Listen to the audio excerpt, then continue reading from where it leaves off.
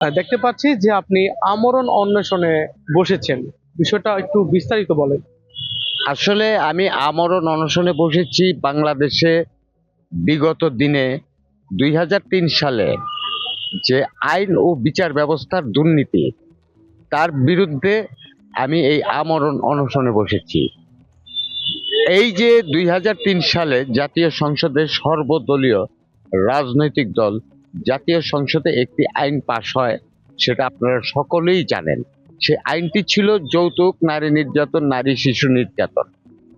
এই আইনটা যদি প্রকৃতপক্ষে নারীদের, নির্যাতিত নারীদের পক্ষেই যদি আইনটি হতো, আমাদের কোনো কষ্ট বা দুঃখ ছিল না।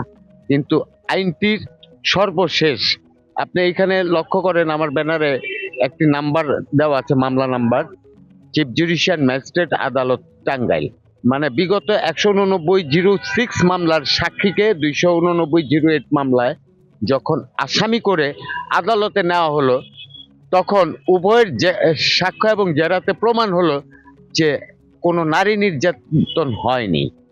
সেখানে প্রমাণ হয়েছে যে আসলে এই যে আমার পরের পাশের যে ব্যানারটি, আমাকে আমার জমি থেকে উচ্ছেদ করা, আমার সুন্দর সংসারটিকে ধ্বংস করা, আমার চাকরির থেকে আমাকে আমি যাতে কোনো কিছু করে খেতে না পারি, এই জন্য দেলোয়ার ঝান্টু এবং শাহাবুদ্দিন তালুকদার এরা আমাকে নিঃস্ব করে দেওয়া, এদের উদ্দেশ্যে এই আমার সাবেক তালাকপ্রাপ্ত স্ত্রী কুলসুম আক্তারকে শুধুমাত্র এই আইনের বেড়াজালে তাকে ব্যবহার করা হয়েছিল টাকার বিনিময়ে। আপনারা আমরণ অন্বেষণ কতদিন যাবত করছেন?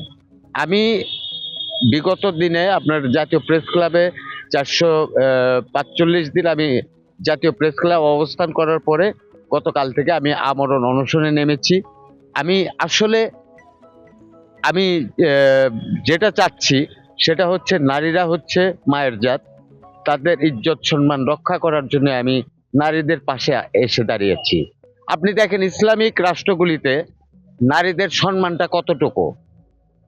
সেখানে নারীদের দেনমোহরের টাকা উপস্থিত মজলিসে যারা পরিশোধ করতে পারবে, শুধুমাত্র তাদের কাছেই একটা মেয়েকে বিয়ে দেওয়া হয়।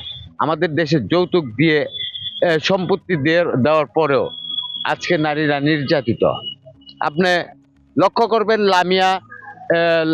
লামিয়া, তারপর ওই কিছুদিন আগে একটা মেয়ে, অল্প বয়সের একটা মেয়ে ধর্ষণ হওয়ার পর সে বিচার পাচ্ছে না, তাকে নিয়ে মানববন্ধন অনেক কিছু করা হয়েছে।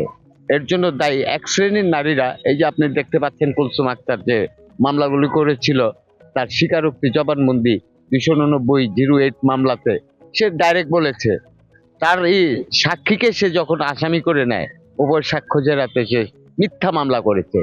এই মিথ্যা মামলায় জনিত কারণে নারীদের সম্মান নারীরাই নষ্ট করেছে। আমার মনে হয় এই নারীদের সম্মানটাকে পুনরুজ্জীবিত করতে হলে আমার এমন কিছু আইন বা বিচার ব্যবস্থা চালু করতে হবে, যেটার কারণে মানে একজন নারীকে বিয়ে দিতে হবে সেই পুরুষের কাছে যে আগে দেনমোহর পরিশোধ করতে হবে, যৌতুক নয়। এই নারীরা নির্যাতিত হচ্ছে সুন্দর ছেলে দেখে, যে কাজ কাম করতে পারে না, হ্যাঁ, সেই ছেলের কাছে বিয়ে বসছে। মানে তাকে তার কাছে যেভাবে হোক বিয়ে বসতেই হবে। কেন বসতে হবে? সে তো ৩ দিন পরে তোমাকে নির্যাতন করবে, আদালতের দ্বারস্থ হবে।